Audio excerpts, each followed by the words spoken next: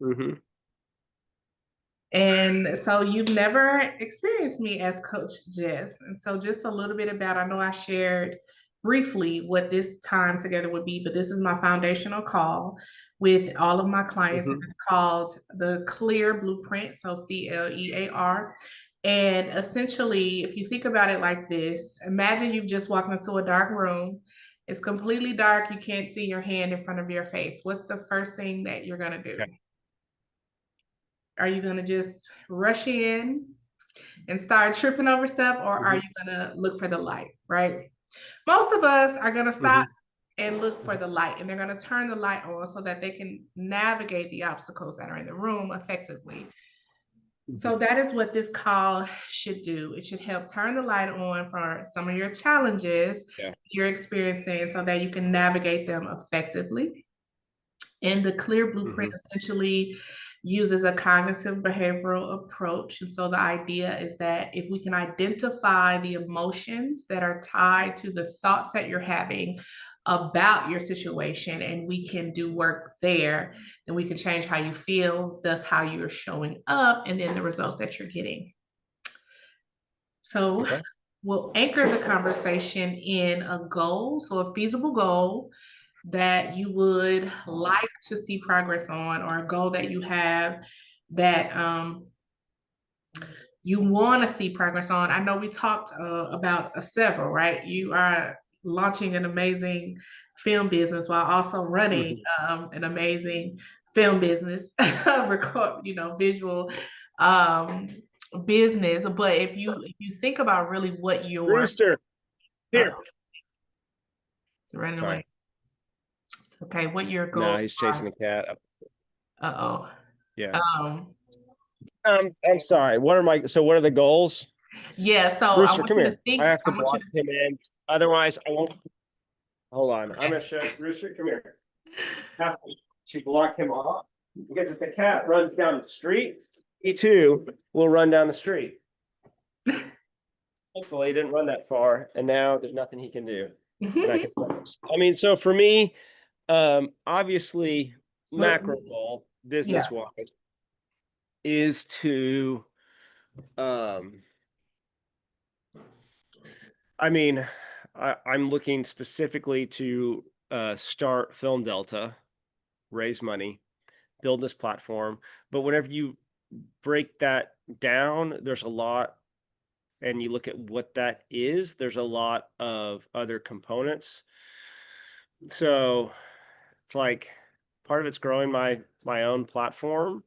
Um, there is, I tend to be drawn to doing that through the work that I'm doing rather than just through social media marketing, right? But um, something that I want to grow in is being more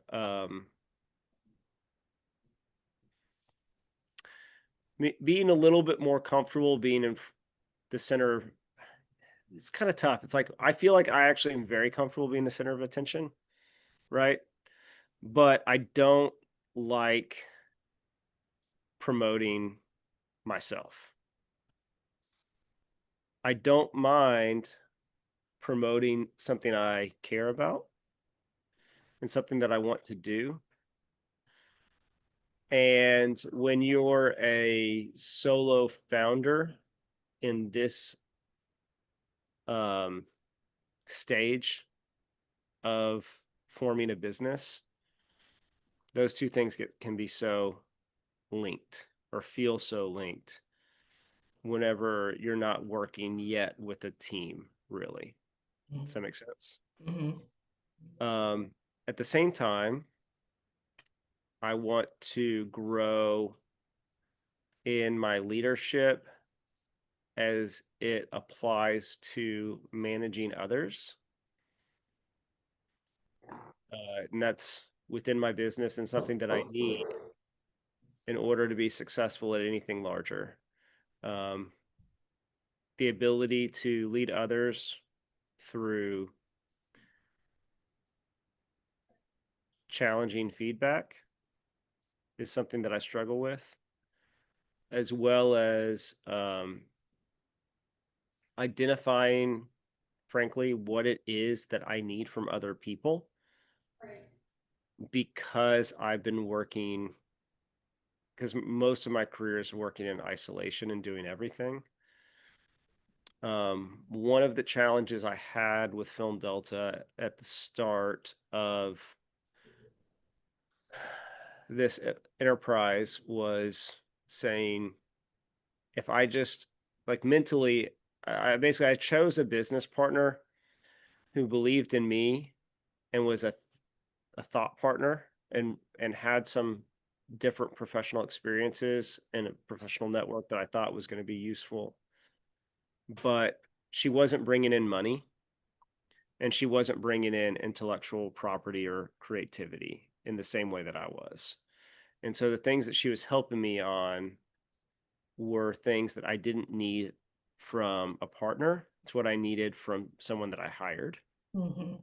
Does that make sense? Mhm. But in my mind, I extended the partnership subconsciously because I thought that if just one person believes me and is on my team and I'm not alone, then I've got it. Because I can do everything. I can do everything. And I was trying to do everything. Um, so identifying, like, what I need from people, and being bolder as a leader in terms of what I'm asking of people, how I'm managing, and then as well as how do I give feedback and coach and instruct. Um, and I don't mean I have to be a hard ass for everything, but as you might not be surprised, I'm soft. I have a soft approach to all of those things, because as we saw in my dots, if you're not like me, I don't understand you, Mhm. right? If you don't just see what needs to be done and aren't capable of just doing it, then I don't understand. And I Yeah. learn, and I'm patient, and I try to coach, Mhm. and I don't get it, you Mhm. know? Mhm. So, Yeah, so let me just make sure I heard you. Um, mhm. of course, the larger goals are to start Film Delta, build this platform, raise money, but that also requires you growing your own platform, which for you means putting yourself a little bit more out front. Being a founder and having a small Mhm. business, promoting your business is promoting you. And that is still, there's still some discomfort around that social media marketing, around feeling like you're promoting you versus promoting this really great idea that people should just get and understand. Right. So with Film Delta, like, it's so easy just to promote that, but I need to have a strong commercial base for my work in it still. I need to be growing my commercial business simultaneously in order to even be able to be doing Film Delta. Unless I get, and this is why I said, like, if I get $1 million, I'd be terrified, right? Because until I can make it full time, then I'm going to be in this in between place. In both sense, there is an element of being willing to put myself out there for, um, I suppose, rejection, and over and over and over and over and over and over and over again, as well as the confidence uh, to not just lead by charging, but lead by managing, because I'm a lead by charge. Follow my example. Um, Okay, I want to I'm stay a the I'm a first I'm a piece better. first.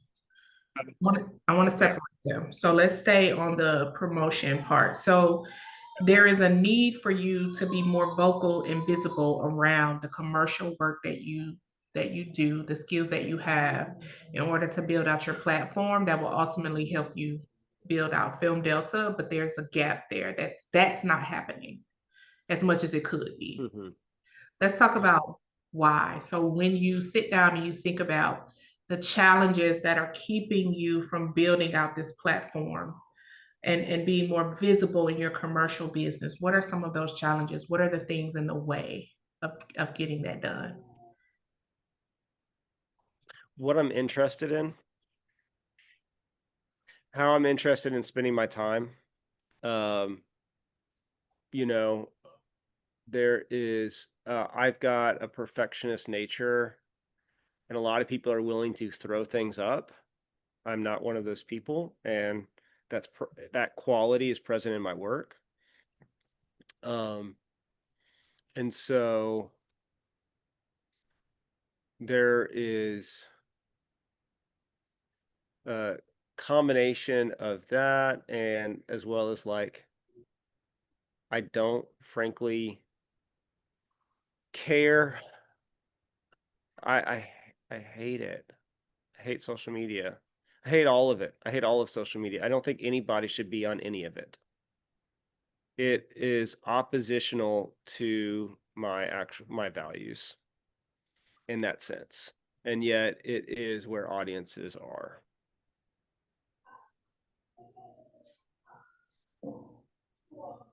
Mm.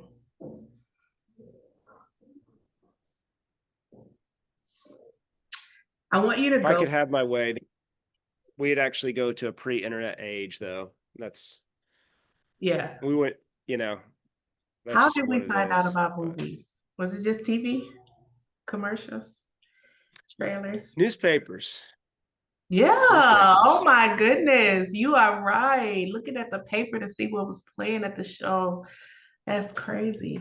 I Read forgot physical about that. documents. You look at the show times, and Yes. you'd rip that page off paper and you keep it with you. Uh-huh. That's wild. I do remember that. Oh my God.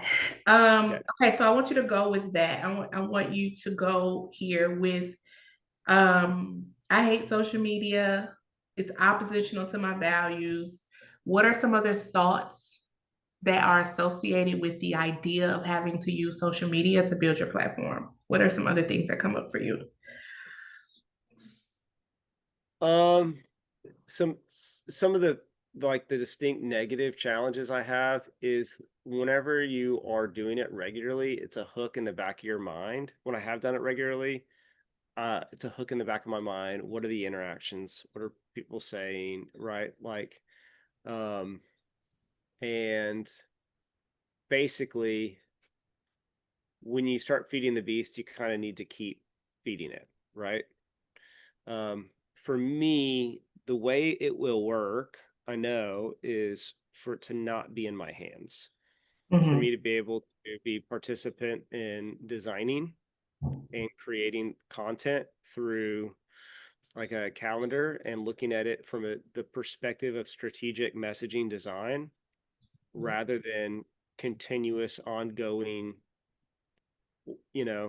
digital organism that I'm plugged into. That'll work a lot better, right? And so we've identified that my assistant Randy Hold needs on, to. Nolan. Pause. I'm gonna pause you because I want to circle back because you didn't answer my question. I didn't answer So your I question. want you to actually share the thoughts, declarative statements that Hmm. come to mind when you think about social media and having to use that as a platform. Let me read you my Instagram story real quick that I posted right before You this have one. something in there. I put my. Hold on a second. Yeah, no, I recorded these videos with my friend, right? This is what I wrote. Go away, camera. I don't want to talk to you. The camera says, tell me a story first. About what? About you. Why? I want to know. No one wants to know about me. I do. Fine. Will you go away after that? I swear that I will. Mhm. Right? It's that I don't. Um, the weird thing is, I love to pontificate. I don't like to pontificate online. Mhm. Uh, I don't. Um, the negative thoughts or the thoughts in general is like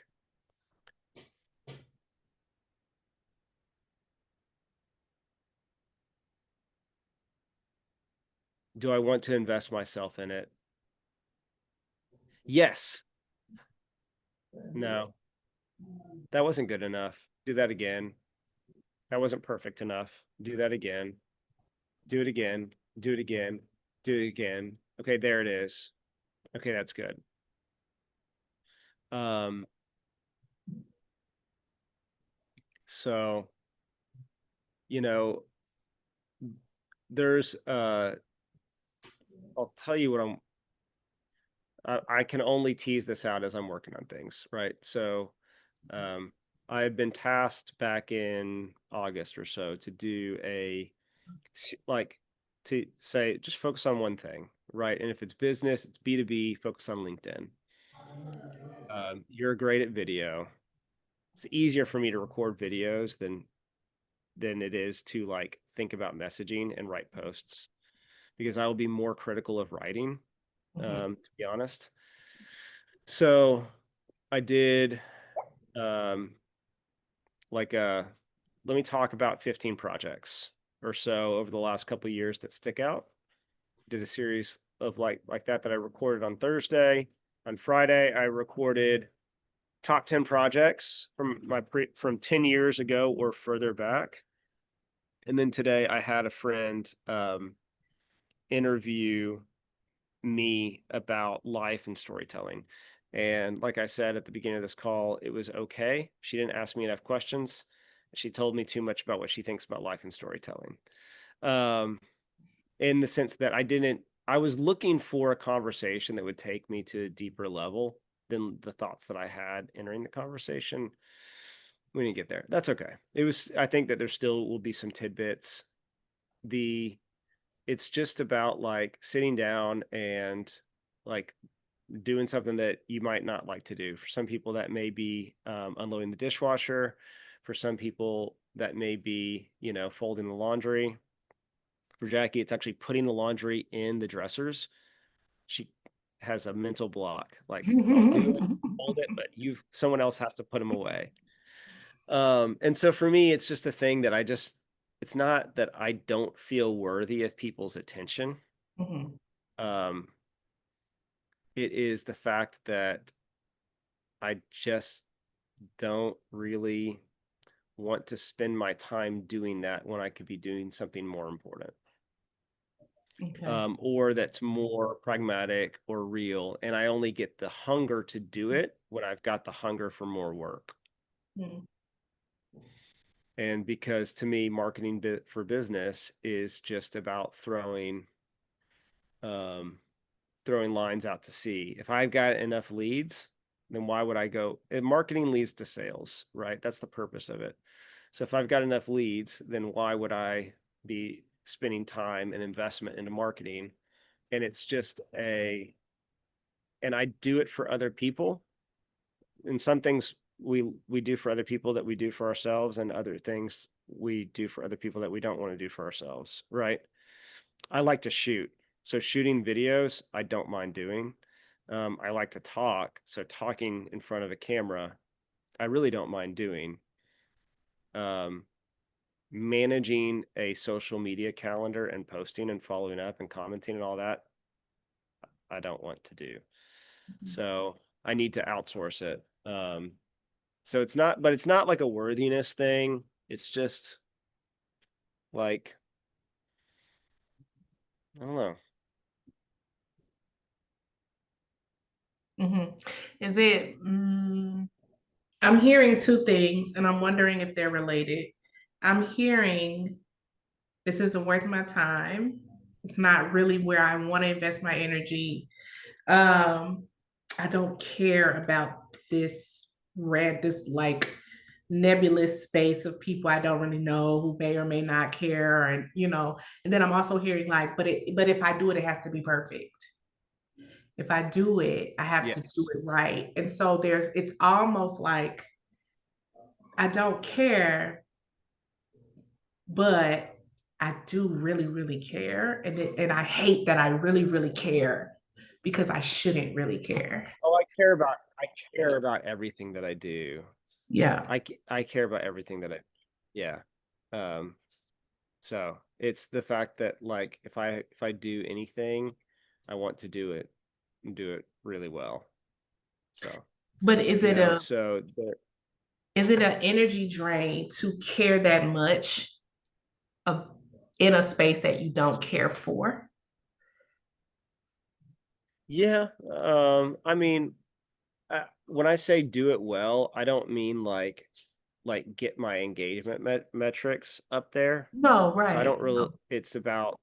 it's just about like the qual if I'm gonna I have a hard time, my life is on quality video. That's Uh-huh. how I make a living. So I can't release the Yeah. little videos that other people release.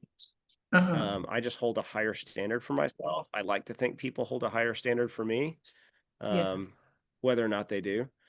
And so it's just a little bit more of an obstacle Mm-hmm. when you need to when you can't just shoot something that is a thought. It must be edited. It Mm-hmm. must have B-roll. you know, and it just basically becomes, for a lot of people, social media is like, you know, picking up little rocks.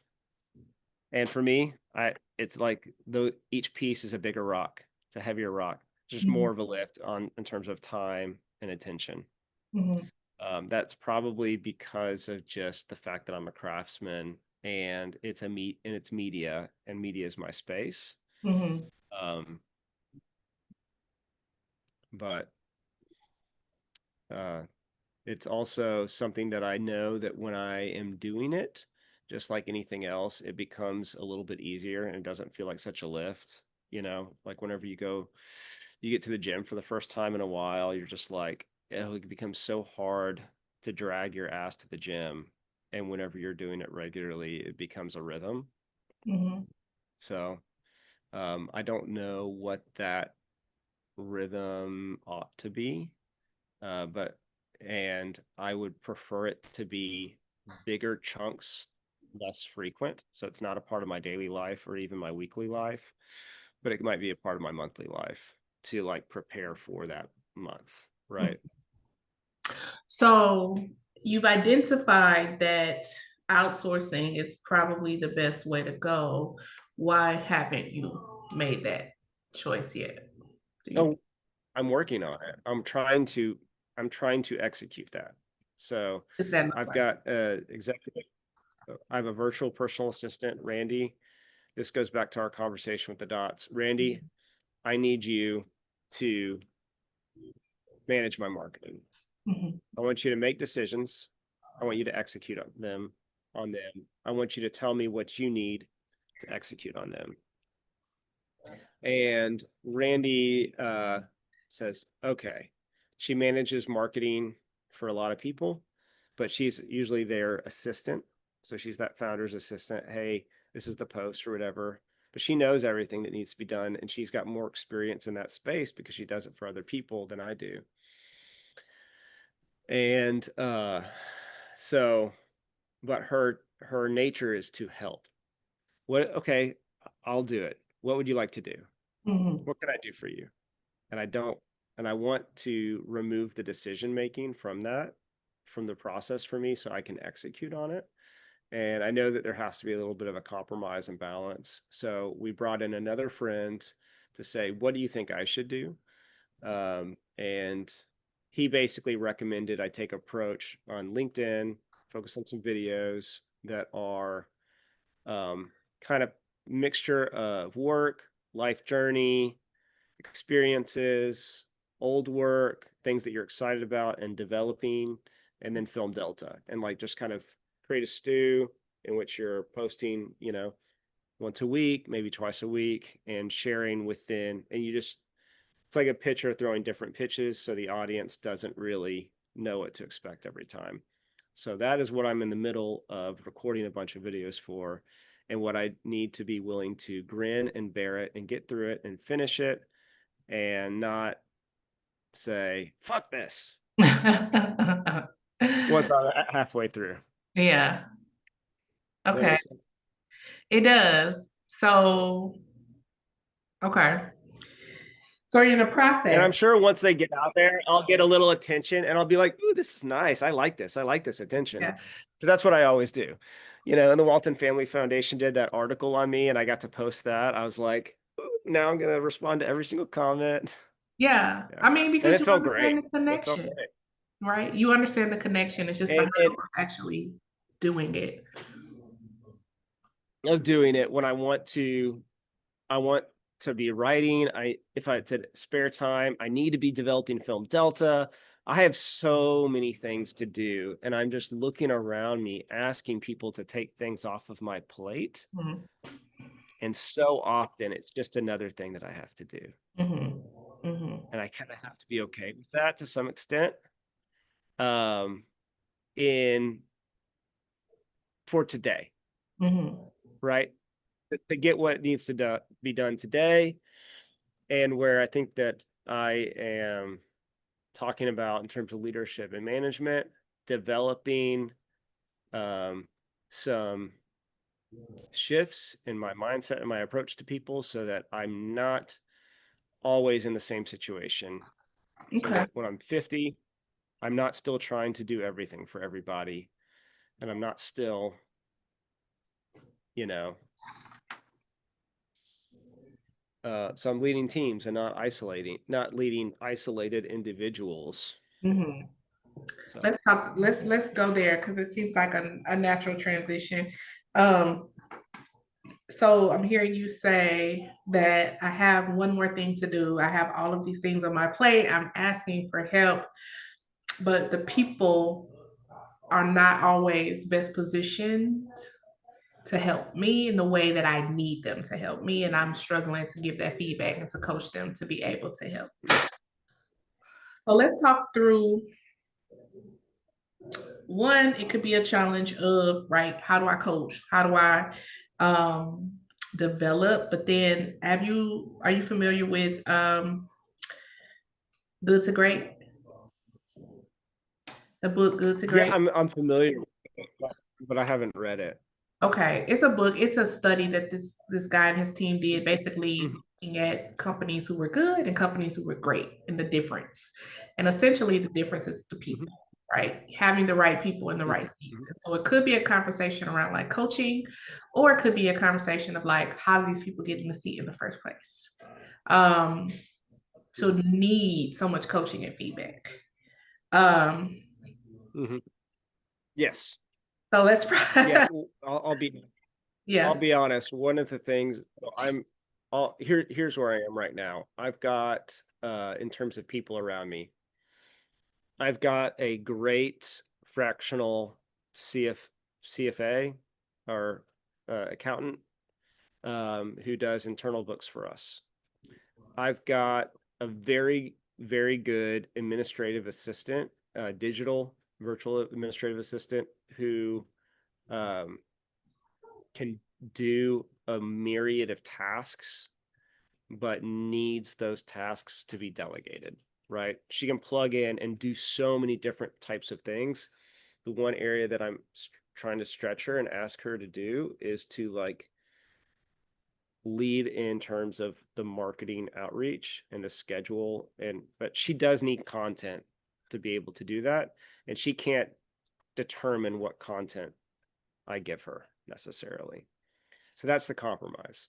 I've got somebody who's working part-time in terms of business development, and she is great at project management, but struggles with sales. And the role is kind of a hybrid between the two. And because she has a high woo factor, like win people over personality, I thought that that would be a little bit more natural. But and I think I talked to you about this in the Mhm. DOTS examination. It's just, but sales also is like it's an instinct, and it also is a professional experience. It's its own unique process. Mhm. Um, and then I've got a okay editor, Mhm. and Caitlin is very young, but she is she has a lot of challenges with her own confidence. Mhm. She's got a lot of raw talent, but she has a lot of confidence issues that have prevented her from breaking through some, or she'll bump up against glass ceilings within herself, Mhm. usually through hesitation and overanalysis. So what do you Um, think? and Go ahead. she is leaving my company at the end of March, which means that I need to come up with a new solution for both post-production, but I also have the freedom of another like $40,000 plus in cash to be able to reorganize. Mhm. Um, and I'm just looking at all of these people and these, you know, these components to the business, including myself, and looking forward to the opportunity of re-optimizing next Mhm. year. Mhm. I want to change my contract with Tori to where it's not a sales job, Mhm. um, but it is project management, basically. Like if she brings in a lead, she generates a lead, then there will be a commission on that. But I don't want her to have it, but I don't want her to have the onus of lead generation, closing the project, and then managing it. Mhm. Um, I want to, if she nurtures and closes the lead, I could do like a commission on that, a smaller commission than what I'm giving. If she does lead generation and like to be able to separate those things, saying this is like bringing new people into our circle, that is worth something. Closing is worth something, nurturing and closing, but past that, it's just project management. But if you're, I, but I can't pay you for lead generation, closing, and nurturing on a commission of 10%. And and also pay you for the hours that you spend on doing that, because the longer it takes you, the more it's costing me. So the Mhm. less profitable I am, the Yeah. less profitable I even become from there. Yeah. Does that make sense? Yeah, it does. It does. I don't know. So let's talk about how we got here. So let's talk Okay, about the let's talk challenges about that got us the internal. Mhm. here with this very silo instead of building this team. And I know we talked about it, with the soccer players in school, but let's talk about the challenges or even the thoughts that you have when you're choosing people. How did you end up here with this team that's not really able to like help you get to that next level as effectively as you would like? Um, I mean, a lot of it is responding to, it's like I'm a maximizer by personality, in the sense that I am always asking, what can I do or get out of this thing, right? I'm like a MacGyver. And with people, I can also act as a MacGyver. Like, and so um Caitlin moved here. Not a whole lot of editors or people with even production experience come to the Delta. She moved here. Do you remember Drew Smith? Mm-hmm. She's Drew Smith's sister-in-law. Mm-hmm. Uh, and she was like 23, and it was great. It's really only 3 years in that I'm really having challenges, because I'm expecting more growth than I'm seeing, Mm-hmm. right? My expectations were low. She exceeded them. My expectations rose. She exceeded them. But that bell curve has begun to change. With Tori, and then her dad, Kyle, who I didn't mention. Kyle is, he's about 55. He has a immense experience in operating company management and asset management. So working for private equity firms and going in and fixing these $20 million investments that aren't working out. Right. So when I was working on making Film Delta last year, Kyle approached me and said, Nolan, I think it's a really cool vision, but I just don't know if you've got the leadership experience to be successful yet. Like, I think you need to grow your company first and reapproach it. Right. and I want to help you grow your company. Like, he was stepping away. He had made enough money. He could retire. He didn't, I'm not looking to retire, but he's looking to do something different, and thought that a mixture between business consulting and storytelling and production could be a really interesting mix. And so we said, all right, let's go after this. Let's try to see what we can do together. And then his daughter, Tori, also came into the mix. And I've known Tori for a long time, and she helped build a nonprofit from being the second person to being a team of 11, Mm. growing to be very, very successful. And she was like, operations, operations, operations. And I was like, that's great. That's something that I need. Um, the the challenge that so like people kind of come to me, Mm. you so I think that's part of it. But the challenge is, I um when I said yes to this situation, and it's beginning to work.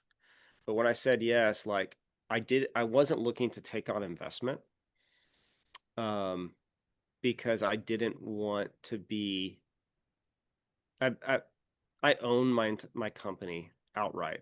I've never taken out a loan, and it just didn't seemed like additional baggage that wasn't necessary at that point in time. We didn't have enough clarity of what the future vision looked like to do that.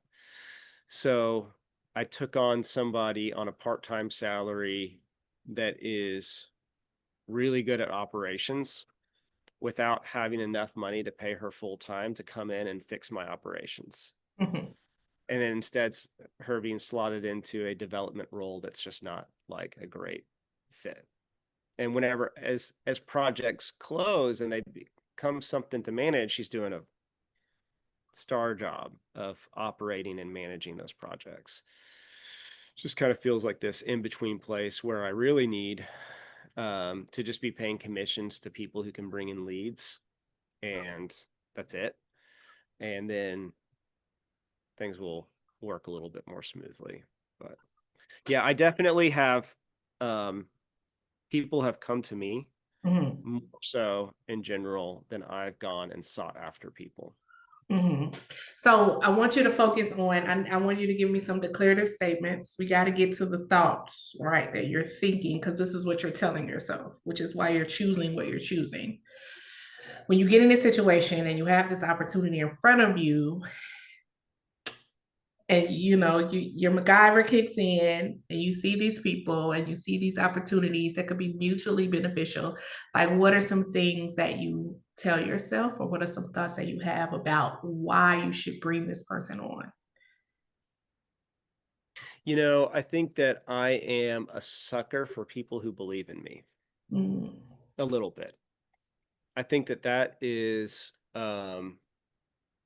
when so one of those thoughts is, what can I do? What can I do with this raw material, right? With this person, what can we do together? How can I use this person? Um, and I'm exploring it like, a chef in the kitchen, of, of saying, okay, this is what my goal is. What can I do with this? Right? Mm. That's been put in front of me. And because I've worked in isolation for so long, when people literally come to me and they say, and someone who has been very successful in something else says, Nolan, I really believe in what you're doing, and I'm willing to, like, to make financial sacrifice to come work with you. Mm. And, you know, and I believe in you, right? Can, you know, can you bring, can we do something together? So my maximizer kicks in, and I think, well, they've got this skill set and this skill set. We got to kind of get through this stage, and then, um, But like, uh, I can make this work. yeah, yeah, yeah, yeah. Is there also like, And what's that? Sorry. no, I was going to ask, is there also some thoughts around the fact that this is a person who believes in you and how that might be worth more, like at this stage of your business, and maybe a stranger who doesn't have that investment. They might have the skill, but they don't have the belief in you right now in this stage of business. Is that also something that comes up? Yeah, I mean, I think that the relationship connection is important to me. There is a um I truly believe in working with people that you care about, and and developing relationships with those that you work with. There is um I can't offer a lot of money, right? I can't offer enough money to recruit anybody to move here. And I think that I honestly would say the biggest if I honestly believe that the biggest challenge that I face within that particular relationship with Tori is the fact that it's a remote position.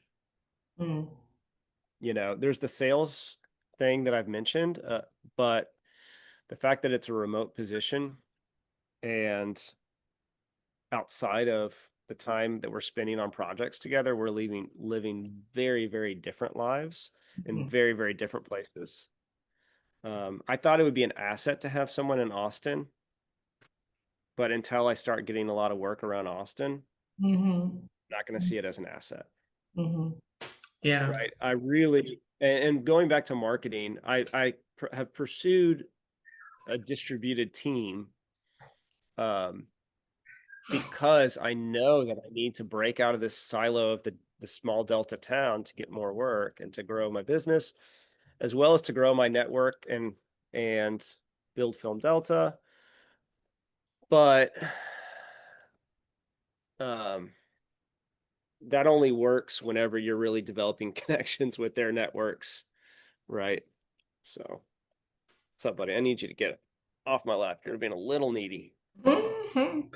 So when you think about just where you are in your progress with Film Delta and building out this business, building out this platform, what are some emotions when you think about the challenges that you're kind of navigating and having to face? What are some feelings that come up for you? Um, let's see. Sorry, I had self view turned off. I didn't realize how dark it probably was. Is this okay? Oh yeah, I can see you fine. All right. So emotions that I feel. I think that the two things that I deal with the most is excitement and energy and a sense of depth and purpose. That is like with Film Delta, especially, it's like pure and total alignment when I'm working on it. Like this is what I want to be doing. Right. So when you think about the fact that you're not able to actually live out this total Right. alignment because of the challenges, what Right. are the emotions that come up? So I am pretty good most of the time of investing myself in whatever's in front of me and being present with that. But I if I don't write regularly, if I'm not doing anything, if I'm not active enough on what I like the term deeper work. It's based on of a book by Cal Newport called Deep Work. It would be a good resource for your sacred schedules Mm, work, but it's about how you need to make sure that you're not just doing surface level tasks, but you're setting aside time each day and mhm, each week for your deep work. If I'm not doing that, then I experience a lot of fatigue. mm, And usually when I'm sad, it expresses itself in fatigue. mm, And when I'm frustrated, it will express itself in anger, or fatigue. So, mhm, like frustration, um, and Anger is something that has been growing on me in my late 30s that I Mhm. didn't really have much of before. And I remember, so last August, September is when I pulled the plug on my Bluestown Capital campaign and decided I'm going to focus on my company because regardless of what I am as a leader, I'm not yet. My friend Kyle was right that my strategy was wrong and that it was going to burn me out, right? Raising less than $1 million for a couple $1,000s at a time from 100 people, it was going to burn me out. And at the end of it, I was going to have invested so much time in something that just wasn't going to offer that much opportunity in and of itself. And that opportunity would be greatly at risk. And so, and that's when I realized I need to be raising for more than one movie. Ideally, if it is just one movie, it definitely needs to be more than the barest minimum that wouldn't pay me jack. And I need to be going after bigger investors and fewer of them Mhm. so that I'm not running all around. I'm not leveraging my personal network. Um, and if it doesn't work out, I've lost everyone that I know, 10 grand or whatever. So, um, so definitely the strategy piece was a big part of why I press pause. But then for a year, it was like, okay, what's this new thing that I'm building? There wasn't any clarity. No one could tell me because I had to decide what I was going to do. But I feel like for the first 6 months, I was waiting for somebody else to tell me what it was that I should be doing instead. Just tell me how to make my money, right?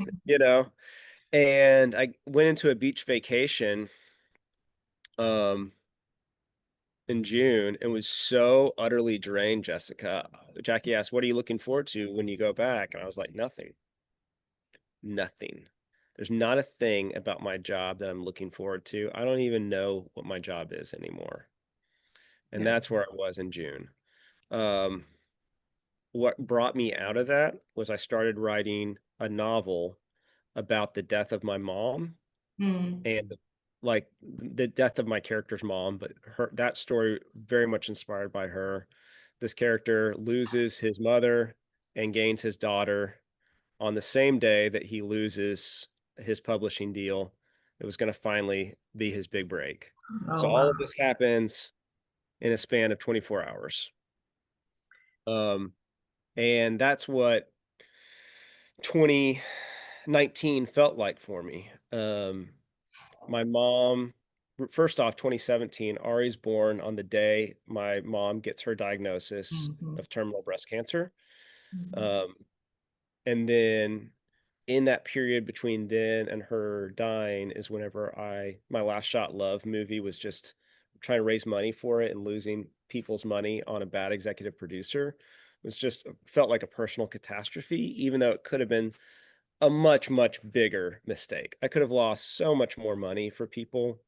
Like it was just a lack of experience on my part and really knowing what I should be looking for. That was the ultimate experience for me in working with the wrong person Mhm. and inviting the wrong person into my team for the wrong reasons. So I've gotten better with every mistake, uh, but it is something that is always kind of continued to be a challenge. So all that to say, like writing is what brought me out of that dark place, and writing is also what unlocked like, hey, I think this is what I want to do commercially. I think this is how I want to grow the platform and like my angle on helping businesses grow and establish themselves and communicate um, that I think could bring value and be like an extension of what I had been doing and not just feel like I'm just trying to be a marketing company like everybody else now, right? Mhm. That's still developing. It's definitely in a much healthier place. But the key there, to answer your question, is like when I'm when I am consumed with not doing it, it's grief, fatigue, Mhm. frustration. when I am doing the work of just writing in a journal, frankly, an hour a day. I've like we said before, like that's the sacred schedule for me where I can do whatever I need to do that day and any other in all my other capacities. Mhm. Even writing long form, even if it's just for work, changes my day. Mm. And I feel like I regain my humanity and I lose the feeling of being a machine or a computer when I write long form versus when I write scratch notes, bullet points, arrows. Yeah, Do you understand that feeling? I do. I do. Um, I have questions that I don't have time to ask, but Yeah. that come up. Um, I'm gonna process this. Um, I may not be I may not be ready to make specific recommendations. I feel like there's some more that we kind of gotta process, but I'm gonna process this first, and I'm gonna send to you kind of where I'm sitting with it, and then if Okay. we need to talk again, we can schedule another session. If you feel like, yeah, that feels good, then we'll go with that. But I'll process it, put it in a plan, and send it over to you for you to look at. Yeah. Yeah, that sounds great. I mean, I think the managing and leading other people in real life, Yeah. in real life, not like cultural. I would be a great mayor in a way, like culturally, communally. Like I might Yeah. not be a great mayor. Like, hey, everyone, follow my lead. Like, Yeah. great at that. Actual managing people in real life is from hiring to firing and everything in between Yeah. is the gap. Oh, that's the easy part for me. Now doing it. Now I can Yep. give you the structures, but we might have to hire somebody else to Yeah. do it. um, Um, I've got a question for you now. Did you get your branding questionnaire from me? no, You didn't get it. no. Okay. I emailed it to the email that you sent to me. I'll send it to your Gmail account if that's good with You you. send it to my that confident coach email. I did. I did. Let me see. I It's just from checked my Studio email. Ninja. Let me see. I thought I just checked it. Maybe I thought I checked it, but I didn't check it. Oh no, I lied. Yes, it's here. I Okay. yeah, Um, I didn't check it today. oh, so